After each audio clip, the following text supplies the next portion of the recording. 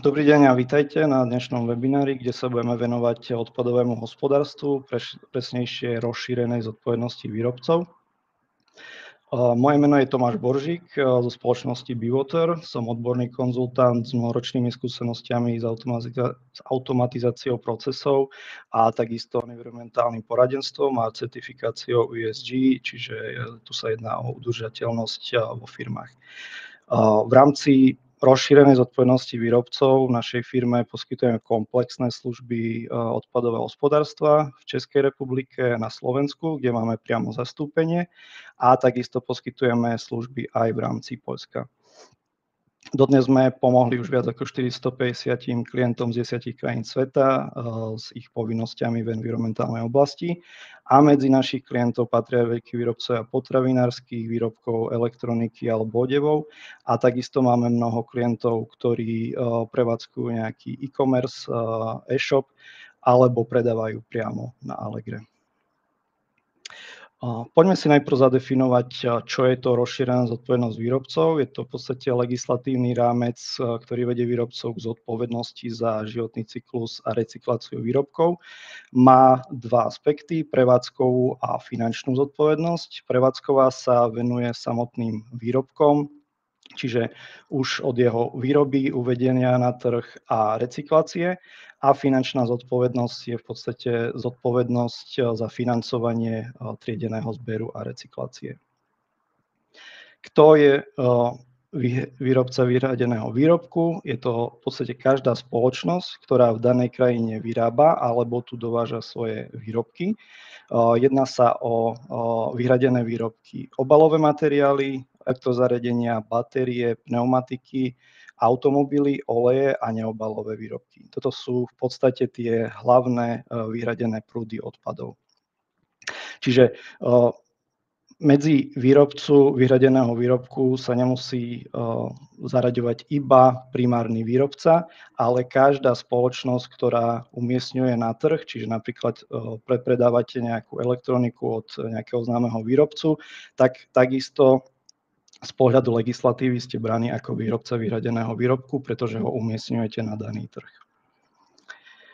Poďme si pozrieť základné povinnosti výrobcu vyhradeného výrobku.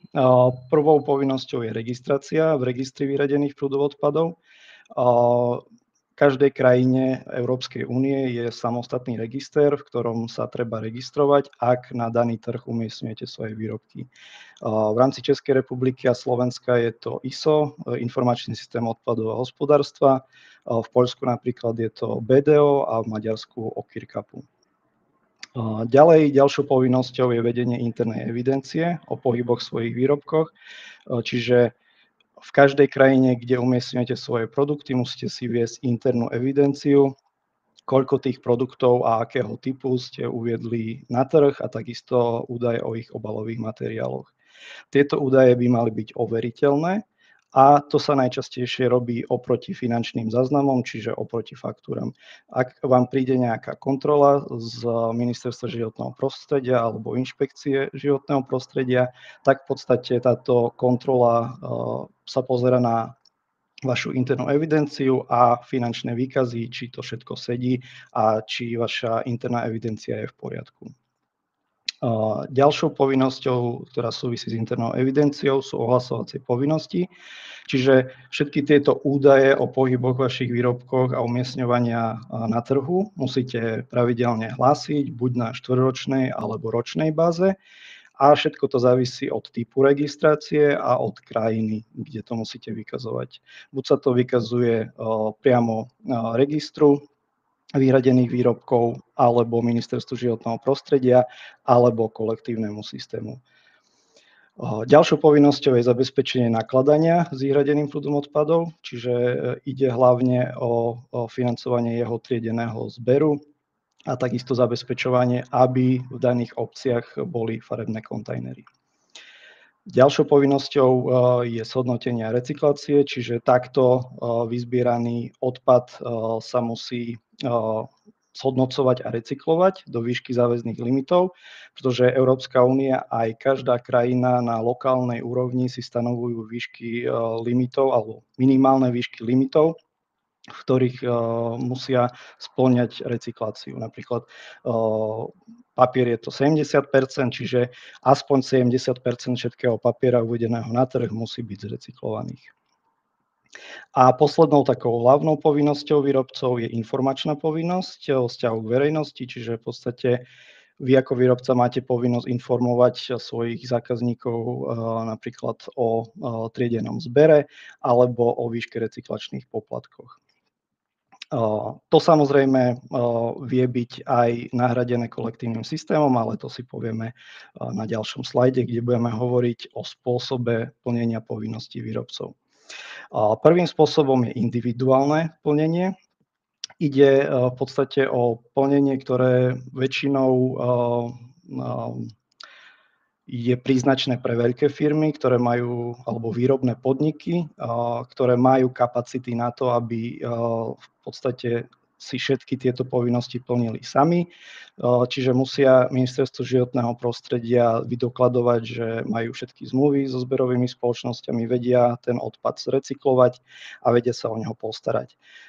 Tieto údaje potom dodajú Ministerstvu životného prostredia a ten im môže udeliť autorizáciu, ale môže sa stať, že táto autorizácia im nebude udelená. Takým bezpečnejším spôsobom je kolektívne plnenie, čiže v podstate zmluvou s kolektívnym systémom. Kolektívny systém je združenie výrobcov vyhradených výrobkov, ktorý plní väčšinu povinností za samotných výrobcov a na oplátku zbiera recyklačné poplatky, s ktorými vlastne financuje systém triedeného zberu a recyklácie. Máme tu v podstate aj také výnimky. V Českej republike je to výnimka pre obalové materiály. Ak za kalendárny rok doveziete do Českej republiky alebo umiestnite na trh menej ako 300 kg obalových výrobkov, alebo vaše tržby alebo obrat zo všetkých marketov alebo z všetkých trhov, kde operujete, je menší ako 25 miliónov českých korún, vtedy nemáte povinnosť sa registrovať, ale máte povinnosť viesť si internú evidenciu. Čiže v podstate táto interná evidencia je dôkaz toho, že nemusíte byť registrovaní. Ak však ale spĺňate aspoň jednu podmienku, že buď máte obrat vyšší ako 25 miliónov českých korún, alebo umiestňujete na trh viac ako 300 kg obalových materiálov, vtedy už máte povinnosť sa registrovať aj pre obalové materiály. Čo sa týka Slovenska, tam je výnimočná situácia alebo zľahčená registrácia pre obalové materiály a neobalové výrobky. Ak za kalendárny rok umiestnite na trh menej ako 100 kg obalových materiálov alebo neobalových výrobkov. V tom prípade vás čaká iba zjednodušená registrácia, nemusíte mať zmluvu s kolektívnym systémom a vykazujete tieto svoje údaje o umiestňovaní na trhu priamo Ministerstvu životného prostredia a výhodou je, že neplatíte recyklačné poplatky.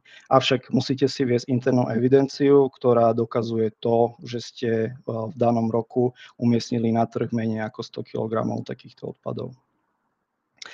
V Poľsku takisto si nemusíte plniť svoje povinnosti v kolektívnom systéme, ale samozrejme musíte byť registrovaní, ale nemusíte mať zmluvu s kolektívnym systémom, ak nedovážate elektrozariadenia alebo dovážate malé objemy obalov, pneumatik alebo batérií. V podstate sú isté limity, kedy v Poľsku aj pri obalových materiáloch sa buď oplatí alebo neoplatí mať zmluvu s kolektívnym systémom, ale v tomto vám vieme pomôcť. Čiže na základe toho, koľko obalových materiálov umiestňujete na trh, vieme vám vypočítať, či sa pre vás oplatí viac mať zmluvu s kolektívnym systémom alebo nie.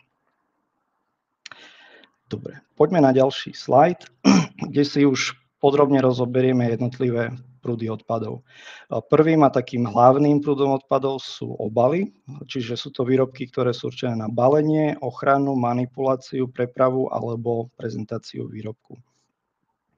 Poznáme viaceré kategórie obalov. Prvou kategóriou sú spotrebiteľské obaly, čiže v podstate ide o obal jednej jednotky výrobku. Zoberme si napríklad mobilný telefón, ktorý je zabalený v papierovej krabici. Vo vnútri sú, dá sa povedať, nejaký návod alebo nejaký plastový odliatok. Tieto všetky materiály tvoria spotrebiteľský obal daného výrobku. Ak mám napríklad 10 telefónov a chcem ich zabaliť do kartónovej krabice, táto kartónová krabica sa stáva skupinovým obalom, pretože predstavuje obal pre viacero jednotiek daného produktu. A nakoniec tu máme ešte prepravné obaly, kde asi takým najvýznamnejším zástupcom sú drevené palety. A takisto aj potravinárska fólia sa používa ako prepravný obal, ak sa vlastne používa na prepravu viacerých tovarov. Kartónová krabica môže byť napríklad aj prepravný obal, teda napríklad prevádzkujete e-shop, predali ste vášmu zákazníkovi mobilný telefón aj so slúchadlami, nechcete to posielať samostatne, tak všetko zabalíte do kartónovej krabice a táto kartónová krabica sa stáva v tej chvíli prepravným obalom. To treba v podstate rozlišovať, hlavne na Slovensku a v Českej republike. V Poľsku takéto rozdeľovanie až nie je do takejto hĺbky. A ešte na Slovensku je troška výhoda, že skupinové a prepravné obaly sú v jednej kategórii. Poďme ďalej. SUP alebo single-use plastik, jednorazové plastové výrobky, je ďalším prúdom odpadov, ktorý patrí pod obaly. A je to v podstate plastový výrobok, ktorý je buď úplne alebo čiastočne vyrobený z plastu a je určený iba na jedno použitie. Čiže nevracia sa výrobcovi na znovu naplnenie a nepoužíva sa znova. Takéto jednorazové plastové výrobky sú označené takýmto symbolom, ako vidíte na pravej strane. A v podstate dá sa povedať, máme tu viacero výrobkov, ktoré sú jednorazové plastové výrobky, napríklad filtre na tabakové výrobky alebo hygienické potreby, ako sú dámske hygienické potreby a tak ďalej. Ďalším prúdom odpadov sú elektrozariadenia. Je to dosť veľký prúd odpadov. Sú to zariadenia, ktoré na svoju činnosť potrebujú elektrický prúd alebo elektromagnetické pole. Čiže v podstate každé zariadenie, ktoré má nejaký kábel na napájanie do siete alebo je napájaný z batérií, napríklad mobilné telefóny, tak sa považuje za elektrozariadenie. V rámci elektrozariadení poznáme viaceré kategórie. V Európskej únii sa uplatňuje týchto 6 hlavných kategórií, ktoré sa potom ešte na lokálnej úrovni rozdeľujú na ďalšie podkategórie. Čiže kategória 1 sú zariadenia na tepelnú výmenu, čiže sú to zariadenia, ktoré majú vo svojom vnútri nejaké to chladivo, a to sa používa na tú tepelnú výmenu. Príkladom sú napríklad chladničky alebo klimatizačné zariadenia. Druhou kategóriou sú obrazovky alebo monitory s plochou väčšou ako 100 cm štvorcových, čiže klasické monitory alebo televízory. Treťou kategóriou sú svetelné zdroje. Pardon. Tam patria rôzne žiarovky, žiarivky, LED pásiky, čiže všetky tieto produkty patria do kategórie 3 svetelné zdroje. Nepatria tu lampy, lebo lampy už sú buď veľké alebo malé zariadenia. Veľké zariadenia sú v kategórii 4. Hlavnou alebo dá sa povedať, hlavnou definíciou takýchto zariadení je, že aspoň jeden z vonkajších rozmerov, čiže ak berieme šírku, výšku a hĺbku, tak aspoň jeden rozmer, ak má viac ako 50 cm, tak sa zatrieďuje do veľkého zariadenia. Teraz samozrejme, ako nevieme zariadiť do niektorej z predošlých kategórií. Tu patria napríklad domáce spotrebiče, ako rúry alebo práčky. Opakom sú malé zariadenia, čiže kategória 5. Tu platí pravidlo, že ani jedna hrana alebo vonkajší rozmer nie je väčší ako 50 cm, čiže je to menej ako 50 cm až 50 cm. Všetko, čo je aj o milimeter viac, už sa zatrieduje do veľkých zariadení. Do kategórie 5 patria rôzne hračky, medicínske zariadenia, mikrovlnné rúry. A poslednou kategóriou sú malé IT a telekomunikačné zariadenia, čiže sú to rôzne počítače, notebooky, tlačiarne, telefóny. OK, môžeme ísť ďalej na ďalší prúd odpadu. Sú to batérie a akumulátory ako zdroj elektrickej energie, kde v podstate pozostávajú z jedného alebo viacerých primárnych nedobíjateľných alebo dobíjateľných článkov. Poznáme viacero kategórií batérií a akumulátorov. Prvou kategóriou sú prenosné batérie, čiže napríklad tužkové batérie alebo batérie v telefónoch. Ďalšou kategóriou sú batérie pre ľahké dopravné prostriedky, čiže napríklad elektrické kolobežky. Treťou kategóriou sú priemyselné batérie, príkladom je veľká batéria do elektrického vysokozdvižného vozíka. Štvrtou kategóriou sú EV batérie, čiže batérie do elektrických vozidiel. A poslednou kategóriou sú štartovacie batérie, ktoré poznáme z klasických spaľovacích vozidiel. K batériám sa ešte vrátime troška neskôr ohľadom nového nariadenia Európskej únie, ale teraz budeme pokračovať ďalším prúdom odpadov, ktorým sú pneumatiky, ktoré sú súčasťou kolesa, sústavy kolesa, ktoré je určené pre motorové alebo nemotorové vozidlá, kde ten primárny zdroj toho materiálu je prírodný alebo syntetický kaučuk. Pneumatikou je aj protektorovaná pneumatika.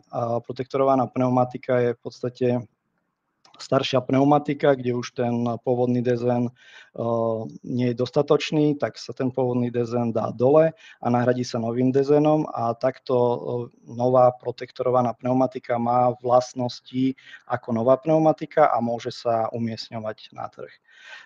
Pri protektorovaných pneumatikách si treba dávať pozor, lebo zoberme si, že sme na český trh uviedli novú pneumatiku. Tá už bola na konci životnosti, tak sa zrecyklovala a stala sa z nej protektorovaná pneumatika. Ak ju umiestním znova na český trh, už ju nemusím vykazovať ako v prípade novej pneumatiky ani platiť recyklačné poplatky, ale ak by som ju vyviezol do inej krajiny, napríklad do Poľska alebo na Slovensko, v tom prípade už musím takúto protektorovanú pneumatiku vykázať v danej krajine, kde ju umiestňujem na trh.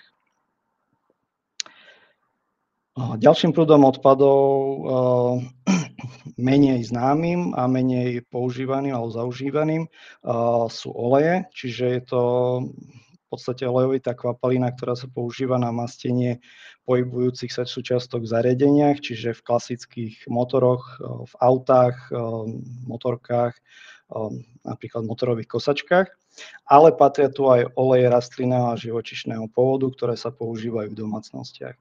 Vykazovanie takýchto olejov závisí od danej krajiny a to si v podstate ešte povieme na konci, kde si budeme porovnávať jednotlivé prúdy odpadov v krajinách V4. A posledným takým známym prúdom odpadov, ktorý samozrejme v málo krajinách sa používa alebo vykazuje, sú neobaly. A neobalový výrobok je vlastne výrobok, ktorý nie je obalom, nie je určený na balenie a patrí do jednotlivých skupín, ktoré sú vypísané na pravej strane a je predpoklad, že bude tvoriť súčasť komunálneho odpadu. Máme tu výrobky z plastov, ktoré sú vyrobené z týchto materiálov. Tu patria napríklad rôzne plastové hračky, potom máme výrobky z papiera a lepenky. Tu ale neberieme do úvahy hygienický sanitárny papier, cigaretový filtračný papier, ceniny a knihy, ale na druhej strane tu berieme napríklad noviny a časopisy. A potom poslednou takou kategóriou neobalov sú výrobky zo skla, čiže aj klasické tabuľové sklo v oknách sa považuje za neobalový výrobok, alebo sú tu sklenené vázy, sklenené poháre, všetko sú to neobalové výrobky. Neobaly sa v rámci krajín V4 vykazujú iba na Slovensku. Dobre, ako som spomenul už skôr pri batériách, vyšlo nové nariadenie Európskej únie 2023/1542 o batériách a odpadových batériách, tak si troška povieme bližšie, o čom to je. Toto nariadenie hovorí alebo sa zameriava na životný cyklus batérií od ťažby surovín cez výrobu, celú logistiku, použitie, umiestnenie na trh až po recykláciu a opätovné využitie. Hlavný cieľ je minimalizovať environmentálny dopad batérií a zabezpečiť samozrejme aj energetickú bezpečnosť a strategickú autonómiu Európskej únie. Keďže vieme, že Európska únia nemá až také veľké zásoby týchto strategických surovín, tak sa snaží čo najviac tieto suroviny recyklovať a používať znova.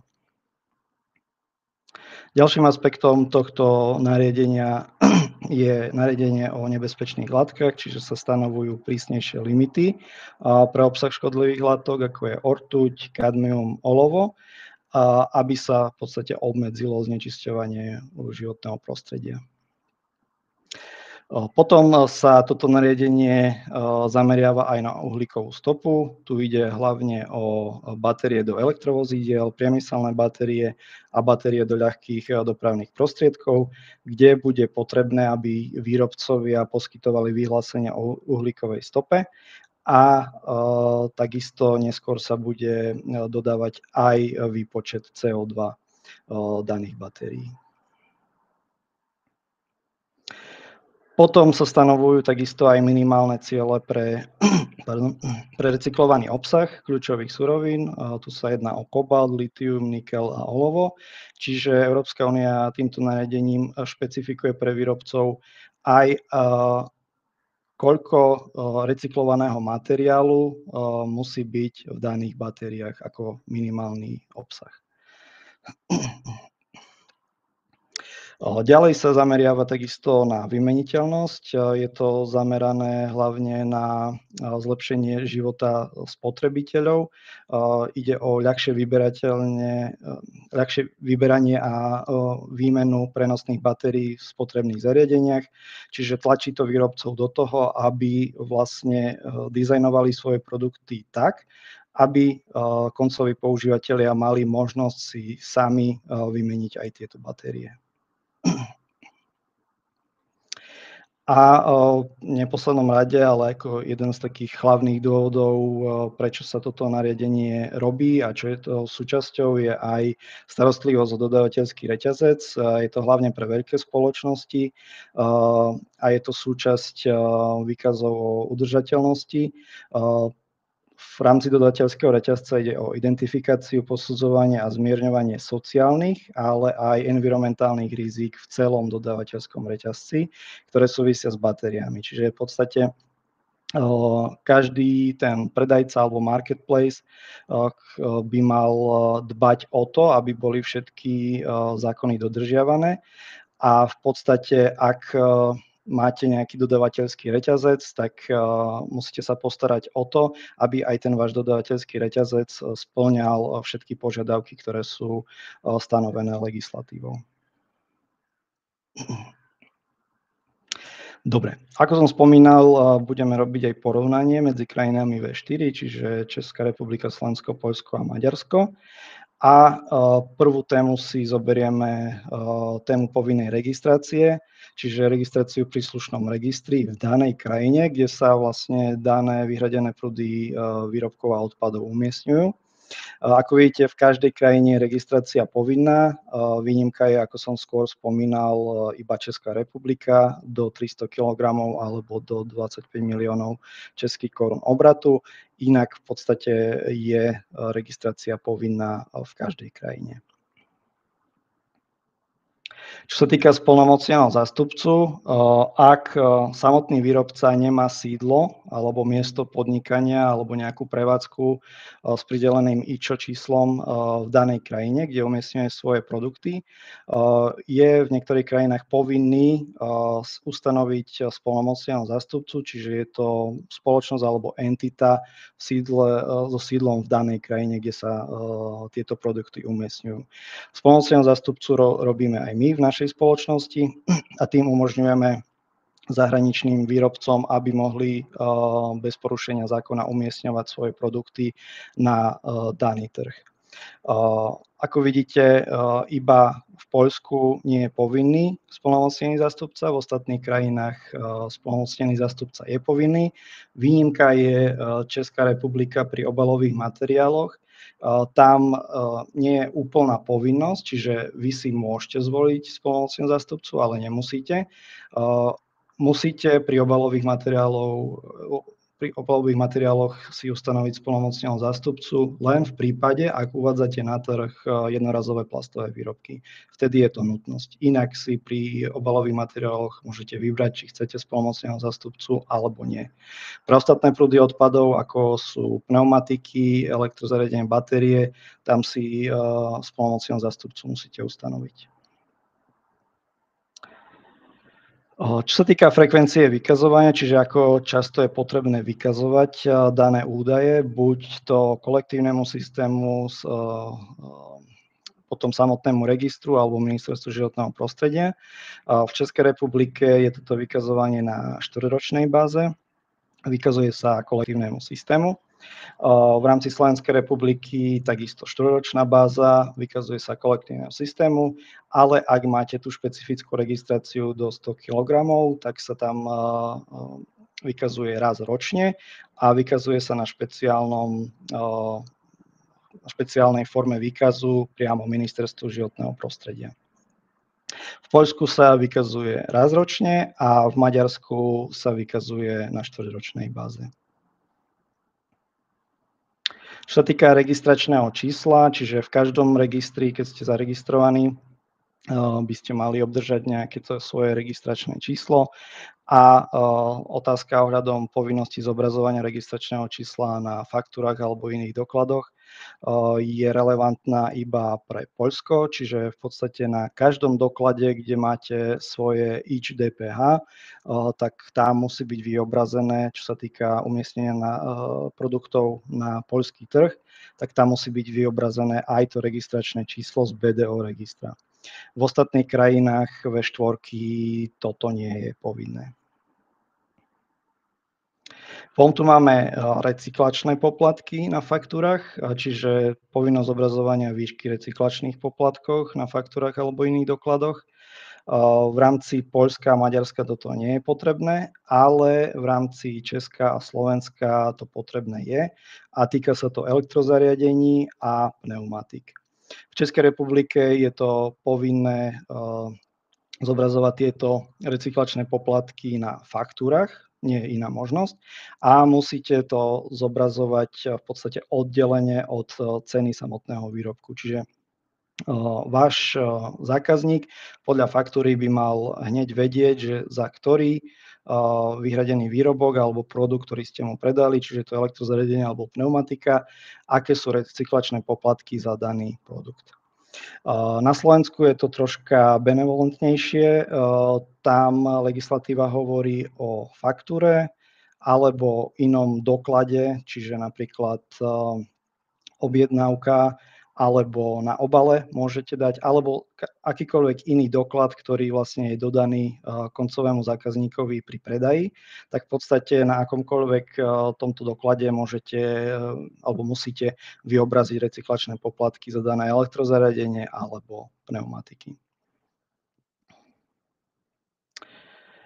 Čo sa týka povinných minimálnych poplatkov, tak v podstate sú to poplatky za registráciu a udržávanie registrácie, príspevkov do recyklačného fondu alebo v podstate povinné minimálne poplatky daného kolektívneho systému. Začneme Českou republikou. Tam pre obalové materiály máme príspevok do recyklačného fondu, ktorý je vo výške 1600 českých korún a je splatný každý rok. Čiže každý rok vám príde faktúra a musíte zaplatiť tento príspevok. Potom v Českej republike máme ďalší príspevok 2000 českých korún, ktorý sa týka elektrozariadení, ale tu už to závisí od kolektívneho systému, s ktorým máte zmluvu. Sú kolektívne systémy, ktoré si vyžadujú túto platbu iba raz pri registrácii. Potom sú kolektívne systémy, ktoré si vyžadujú túto platbu každoročne, ale je rozdelená do 4 kvartálnych platieb po 500 českých korún. Alebo je aj kolektívny systém, ktorý má taký špecifický režim alebo podmienený režim platby týchto poplatkov. Čiže ak uvediete na český trh elektrozariadenia a zaplatíte recyklačné poplatky nad 5000 českých korún, tak tento poplatok 2000 českých korún vám nebude účtovaný. Ak ale zaplatíte na recyklačných poplatkoch menej ako 5000 českých korún, tak v podstate musíte ešte zaplatiť dodatočných 2000 českých korún tomuto kolektívnemu systému ako taký administratívny poplatok. Čo týka Slovenskej republiky, nie je tam žiadny registračný poplatok, ale kolektívne systémy si v priemere vyberajú každý kvartál 20 až 25 eur ako minimálny poplatok. V Poľsku sú takisto v podstate platby za udržiavanie registrácie a registráciu v registri. Je to 200 alebo 800 poľských zlotých a závisí to od veľkosti spoločnosti. Takzvané mikrospoločnosti sú spoločnosti, ktoré majú do 10 zamestnancov a obrat do 2 miliónov eur. Vtedy platia každoročne 200 poľských zlotých. Ak ste už iná spoločnosť, čiže nespĺňate aspoň jednu z týchto podmienok, tak musíte platiť každoročne 800 poľských zlotých. Čo sa týka Maďarska, tam žiadne takéto poplatky nie sú a sú tam iba poplatky za recyklačné poplatky, recyklačné poplatky, ktoré platíte podľa dovozu a umiestnenia svojich výrobkov na daný trh. Potom sa budem baviť o pokutách za nedodržiavanie zákona, čiže sú to sankcie a pokuty, ak napríklad ste si nesplnili povinnosť registrácie, chybné alebo žiadne vedenie internej evidencie, chybné vykazovanie, neuvádzanie výšky recyklačných poplatkov na príslušných dokladoch, ako som spomínal pred chvíľou. V Českej republike je to do 500 000 českých korún, v rámci Slovenska do 250 000 eur. V Poľsku je to do 1 milióna poľských zlotých a v Maďarsku je to bez hornej hranice, ale v podstate využíva sa tu taký princíp 50%. Ak ste mali zaplatiť na recyklačných poplatkoch, dajme tomu v prepočte 10 000 eur, ale nezaplatili ste ich, tak vlastne do 50% tejto hodnoty vám vedia vyrobiť pokutu, čiže vyrobili by vám pokutu 5 000 eur ako maximálnu možnú pokutu a plus ešte by ste museli zaplatiť tých 10 000 eur za recyklačné poplatky. Tu by som rád spomenul, že tieto pokuty vedia byť aj kumulatívne, čiže ak napríklad nemáte splnenú povinnosť registrácie v danej krajine, tak je asi predpoklad, že si nevedete ani internú evidenciu, nevykazujete tieto údaje na pravidelnej báze, čiže porušujete zákon vo viacerých bodoch, tak tieto pokuty vedia byť kumulované. Samozrejme, vždy inšpekcia životného prostredia alebo príslušný úrad sa pozerá na závažnosť tohto porušenia. A tu, ako som sľúbil, prejdeme si jednotlivé prúdy odpadov, ktoré sa vykazujú v daných krajinách. V Českej republike sa jedná o obalové materiály, elektrozariadenia, batérie a pneumatiky. V rámci Slovenska sme okrem toho, čo je v Česku, pridali aj neobaly, čiže neobalové výrobky. V Poľsku sú to obaly, elektrozariadenia, batérie, pneumatiky a oleje. Tu sa jedná o oleje do motorových vozidiel alebo proste klasické motorové oleje. A v rámci Maďarska je to to isté ako v Poľsku, avšak oleje nie sú motorové oleje, ale sú to oleje rastlinného alebo živočíšneho pôvodu, ktoré sa používajú v domácnosti.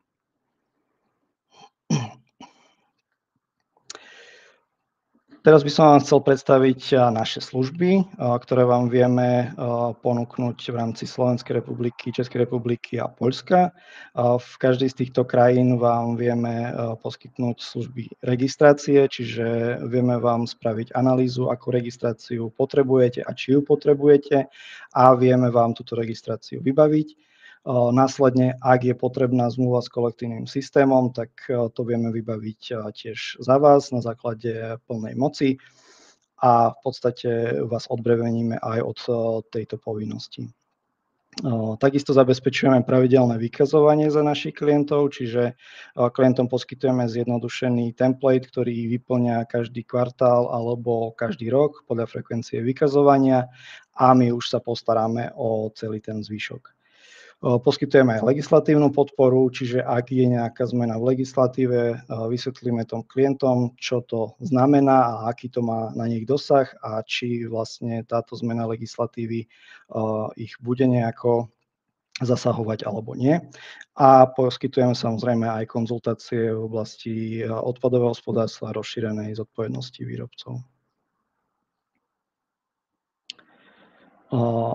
Ako povedal CEO spoločnosti NVIDIA, software je jazykom automatizácie, tak sme spoločne s našou cesterskou alebo partnerskou firmou vytvorili odpadovú aplikáciu Arrow, ktorá je určená na vedenie internej evidencie a vykazovanie v rámci Slovenskej republiky. S našou aplikáciou sa dajú dosahovať výrazné úspory nákladov až nad 81% a úsporu času až 98%. V podstate pri každom vykazovacom cykle musíte si dať všetky údaje z internej evidencie dokopy a do takého formátu, ktorý vyžaduje váš kolektívny systém alebo Ministerstvo životného prostredia, a to si vyžaduje dodatočný čas a samozrejme náklady na pracovnú silu. S týmto vám vie naša odpadová aplikácia pomôcť a namiesto hodín alebo pri veľkých spoločnostiach namiesto niekoľkých dní analýzy týchto údajov. Naša aplikácia vám vie vytvoriť tento výkaz v priebehu pár sekúnd. Stačí len, že si vyberiete príslušné obdobie, za ktoré chcete vykazovať, a aplikácia vám všetko pripraví. Viete tu ušetriť nielen na administratívnych nákladoch, ale takisto viete sa vyhnúť pokutám od Inšpekcie životného prostredia.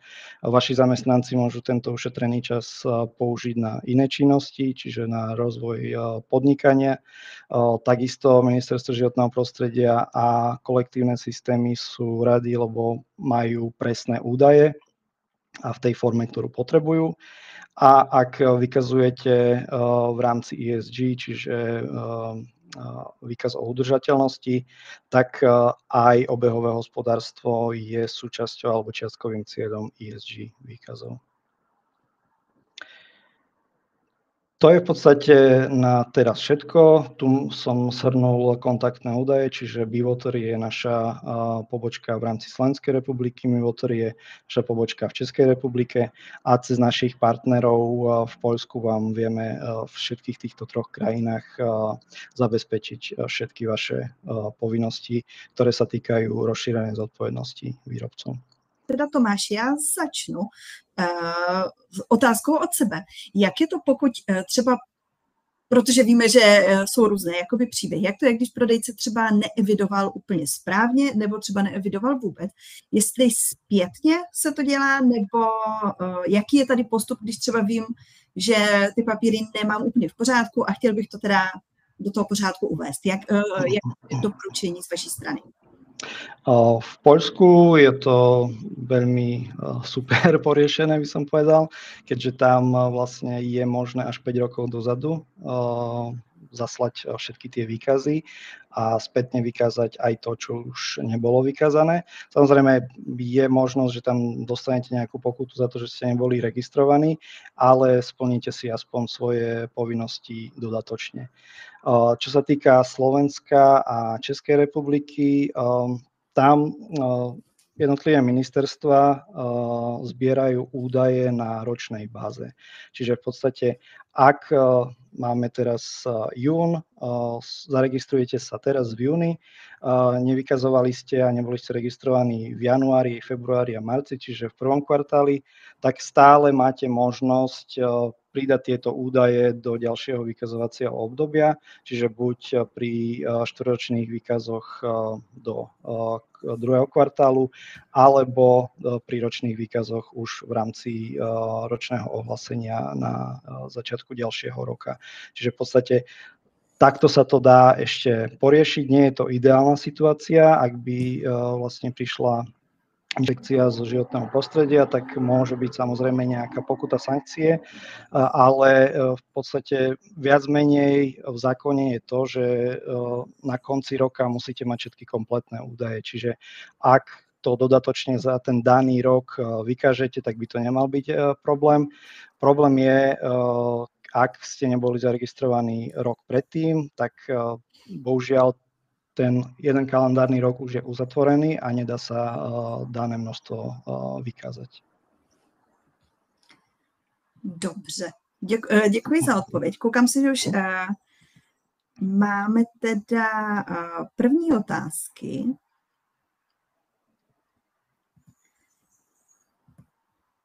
A jdeme na ně.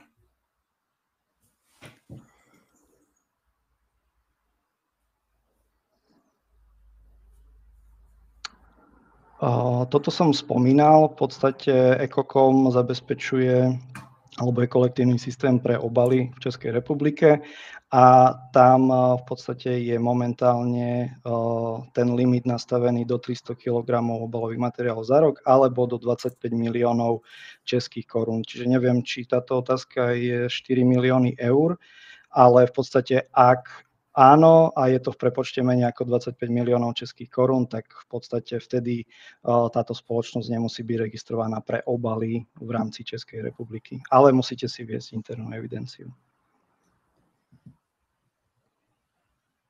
Dobře, tady máme další otázku.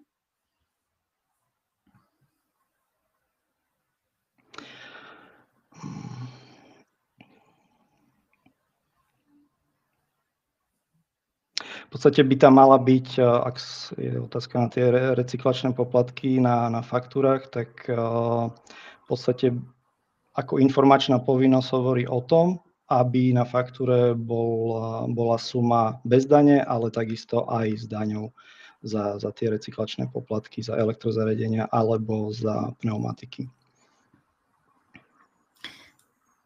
Tak, děkuji. Tak další otázka se týká ceníku vašich služeb a vlastně jak se s vámi teda mohou spojit tady účastníci webináře. Já možná jenom tady trochu jakoby vejdu. Přijde vám automaticky určitě e-mail, všem účastníkům dnešního webináře přijde automaticky e-mail a tam jsem dala vlastně adresu na vaše stránky kontaktní, takže tam je určitě vaše webovka, takže tam se k vám přeplikají, ale ještě nějaký jiný způsob, Tomáši, jak vás kontaktovat, teda než jenom přes webovky? E-mailom, kontaktným formulárom alebo na telefónnom čísle, ktoré bolo vlastne spomenuté v tejto prezentácii. Presný cenník nemáme zverejnený, je to o tom, lebo v podstate každá firma je niečím jedinečná, čiže buď v rámci daného trhu umiestňujete iba obalové materiály a ste pod nejakým limitom, alebo umiestňujete aj elektrozariadenia, čiže vás ako firmu sa týkajú rôzne povinnosti. Hej. Čiže my to vždy individuálne zhodnotíme, aké povinnosti si musí daný výrobca plniť a na základe toho poskytneme našu cenovú ponuku.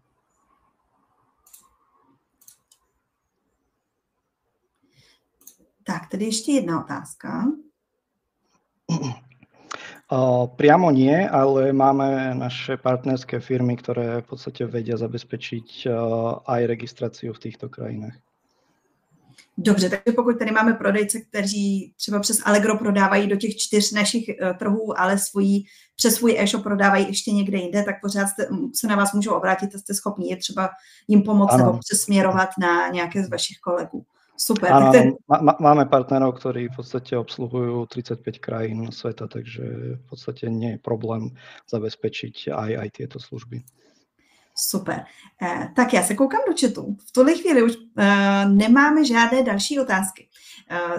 Já dám vám možná ještě minutku, jestli by někoho něco napadlo. Opravdu, já vím, že tohle je téma poněkud složité. Pro většinu z našich prodejců je to téma nové, protože třeba s Allegrem teprve začínají s mezinárodním prodejem, takže se teprve učí vlastně, jaké jsou jejich povinnosti a co je potřeba si hlídat. Tak, objevily se nám nějaké otázky, tak se teda vrátíme k nim. Už to tady lítá. Tak, můžeme.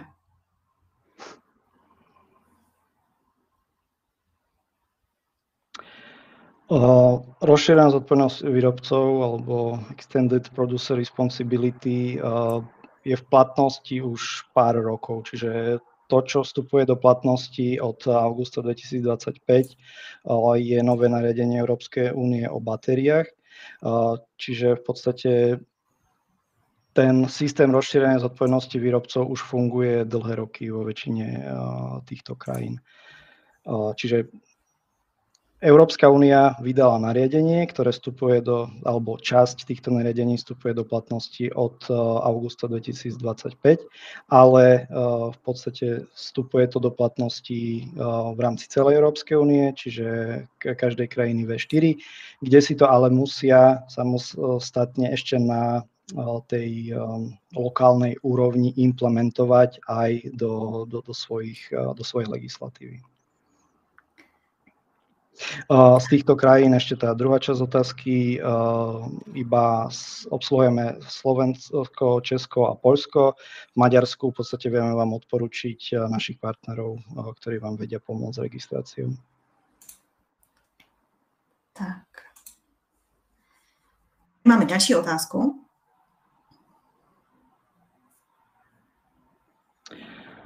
Když sa Polsko...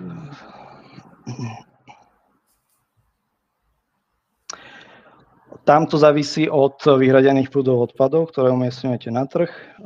Ak umiestňujete elektrozariadenia, vtedy musíte mať zmluvu s kolektívnym systémom.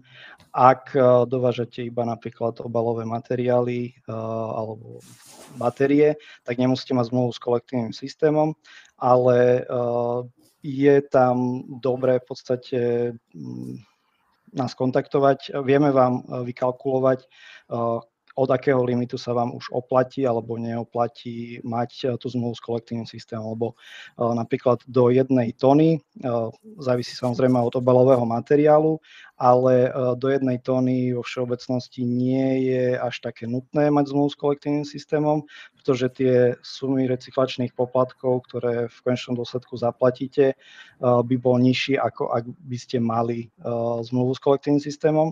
Na druhej strane v Poľsku je to také troška zvláštne, že ak je to už nad tú 1 tonu obalových materiálov, tak je lepšie mať zmluvu s kolektívnym systémom, lebo viete zaplatiť menej. Neviem, ako to presne funguje, ale sú tam nejaké špeciálne zľavy, ktoré vám tento kolektívny systém vie poskytnúť a viete na tom celkom slušne ušetriť.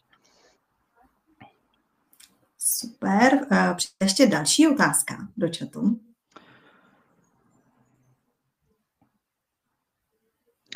Nepočul som o pripravovanej zmene ohľadom tohto, pretože Marketplace je iba miesto, kde poskytujete svoje výrobky alebo predávate svoje výrobky a ktorý vám umožňuje vstúpiť na iné trhy. Primárne je to vždy na tom výrobcovi vyhradených výrobkov, aby si plnil svoje povinnosti, či už to individuálne alebo v kolektívnom systéme. Čiže nič také momentálne som nepočul, že by sa pripravovalo, aby bol samotný Marketplace zodpovedný za tieto povinnosti. Tak, děkuji a přecházíme na další otázku. Každý register má svoj zoznam jednotlivých prúdov odpadov a príslušných registračných čísel, čiže poľské BDO, maďarské OKIRKAPu, slovenské a české ISO. Čiže v rámci toho registra, ak už ste tam zaregistrovaní, tak by aj v rámci kolektívneho systému, tak ten kolektívny systém by vám mal poskytnúť toto registračné číslo v danom registri. Ale takisto sú tieto registre verne dostupné, čiže mali by ste byť schopní si to overiť aj po vlastnej osi. S týmto vám vieme samozrejme pomôcť a overiť tieto informácie. Tak, další otázka, která je, mě osobně tohle by taky docela zajímalo. Toto je o prenesenej daňovej povinnosti u DPH? Ne, tohle je, že při mezinárodním prodeji nemusíte dávat daňové přiznání v každé zemi zvlášť. Je tam nějaký limit v rámci Evropské unie, jakmile ho přesáhnete, nebo se k němu blížíte, tak můžete vlastně vyplňovat daňové přiznání v systému One Stop Shop, čili jedno daňové přiznání u českého úřadu, ale zahrnete v něm vlastně všechny země, do kterých prodáváte. Aha, OK. Čiže v rámci rozšírenej zodpovednosti výrobcov sa momentálne neplánuje žiadna takáto centralizácia a v podstate Európska únia podporuje, aby každá krajina na svojej lokálnej úrovni si tento systém nastavila. Samozrejme snažia sa ich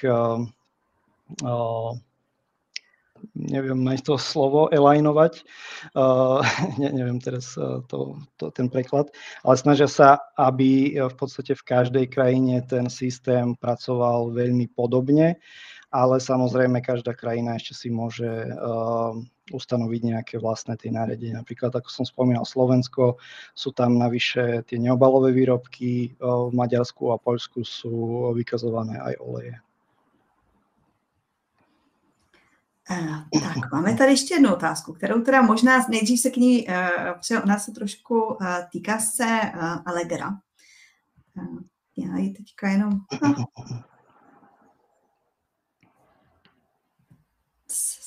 Někam mi zmizela.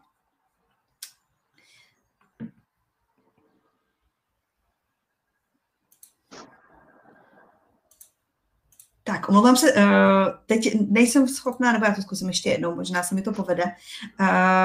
Otázka se týkala toho, jestli by prostě nebylo lepší, aby tyhle ty věci, že by Allegro nabídlo prodejcům vlastně návod krok za krokem, jak si tyhle ty věci vyřešit, co se týče EPR.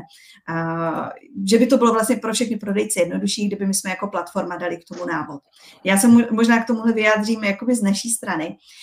My jako Allegro jsme platforma, která vám poskytuje určité nástroje, ale my máme svázané ruce tím, že my se nemůžeme vyjadřovat z právního hlediska, my se nemůžeme vyjadřovat k věcím, ke kterým v podstatě my nemáme odbornost. Všechny materiály, které najdete v Centru pomoci nebo třeba v Akademii Allegro, jsou v podstatě jenom jako informační materiály, ale my nemáme právní moc vám dávat nějaké osvědčené rady, které se týkají daní nebo legislativy a takhle. Od toho jsou opravdu specialisté a to je naše hlavní doporučení. Pokud si nejste jistí, že tyhle ty věci zvládnete vyřešit sami, obrátit se na odborníky v dané věci, protože opravdu na Allegro máme tisíce prodejců. Každý případ je individuální a není v podstatě schopné, já doufám, že tohle mě Tomáš potom podpoří, že není schopné dát jeden návod pro všechny prodejce, pro všechny země. Opravdu tady je potřeba individuální přístup a proto my jako platforma se snažíme třeba vám poskytnout informace přes odborníky, jako je tady Tomáš, nebo vás propojit, třeba říct, jaká firma je schopná vám pomoct, ale nemůžeme bohužel dávat informace typu, běžte takhle, udělejte to, protože to není naše kompetence a musíme to nechat odborníku. Tomáši, co byste k tomu dodal? Áno.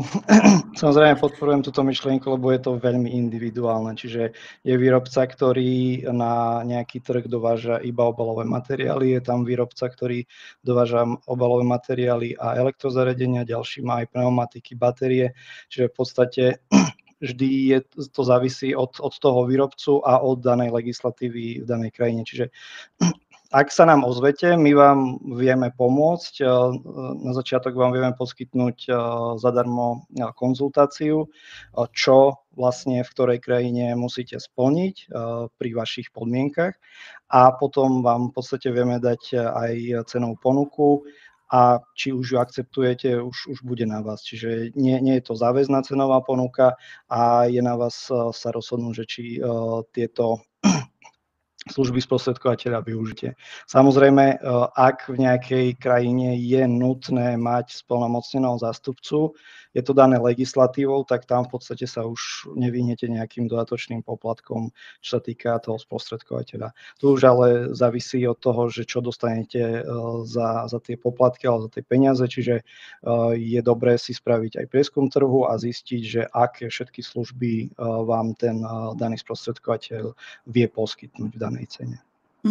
Já bych k tomu ještě dodala, protože určitě, jak by komunikujeme s prodejci, tak ten finanční aspekt, to finančního poradenství, že se těch nákladů bojí. Já bych jenom dodala, že na Allegro, pokud prodáváte mezinárodně, čili vystavujete své nabídky do jiných zemí, tak máte k dispozici nástroj, který se jmenuje automatický nástroj pro přepočet cen, a pokud vám vzniknou nějaké další náklady s mezinárodním prodejem, tak si ty náklady můžete prostě započítat do ceny a pohrát si se svojí cenovou politikou. Je na to prostor, čili můžete třeba mít nějakou základní cenu pro Českou republiku a do Polska nastavit si třeba o 1, 2, 3% víc. Záleží, jak si to vypočítáte a jaká je vaše cenová politika.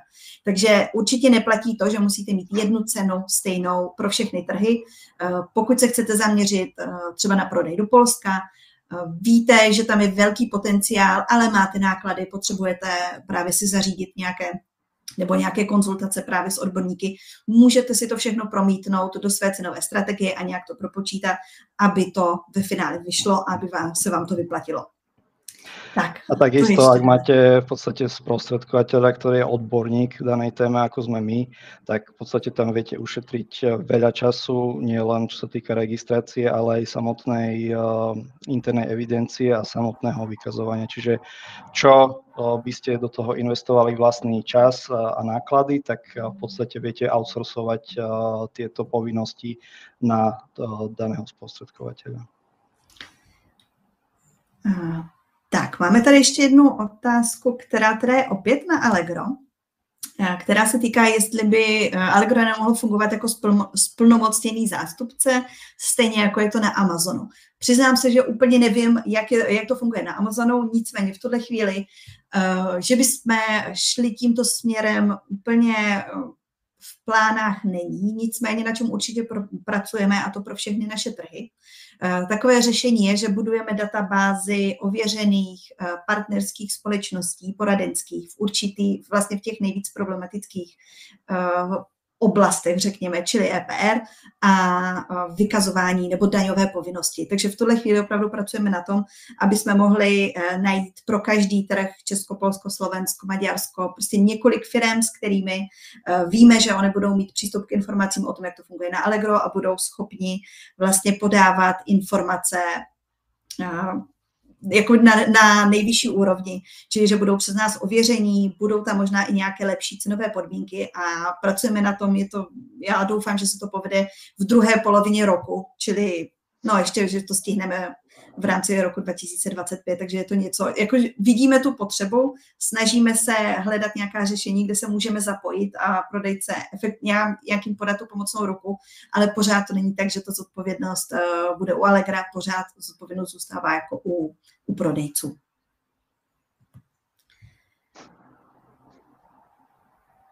Tak, koukám se teďka do otázek, jestli už jsme zodpověděli všechno. Podle mě ano. Dej mi si možná ještě teda minutku, jestli někoho něco dopadne, nějaké doplňující otázky.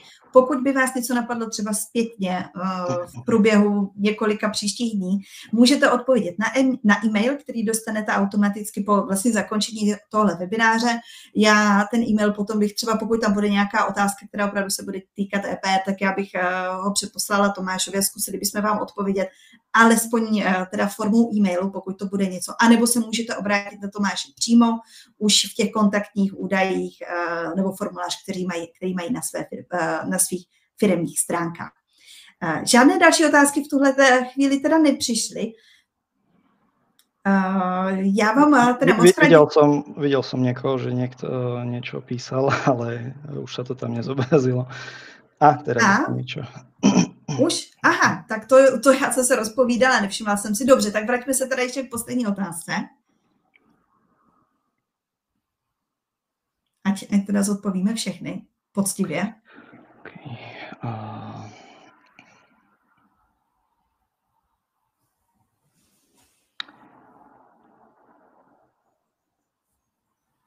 V podstate áno, všetky prúdy odpadov, všetky materiály treba vykazovať. V rámci Slovenska, Česka máme ešte aj tie obalové materiály roztriedené nie len do kategórie ako plast, papier, ale ešte aj do podkategórií, čiže polyetylen, PET, PVC, papier a lepenka, papier, ktorý je biodegradovateľný, a takisto aj pri batériách sa už táto vlastne povinnosť rozširuje. Už sa musia vykazovať nielen napríklad prenosné batérie, ale aj jednotlivé vlastne materiály, ktoré sú v danej batérii. Teda dúfam, že som dobre pochopil túto otázku.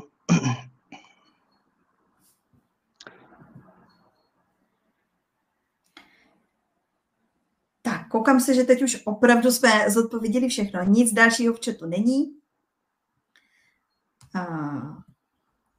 Výborně. Jsem ráda, že teda se nám to podařilo zodpovědět všechno. V tohle chvíli se s vámi teda rozloučím. Děkujeme vám za účast.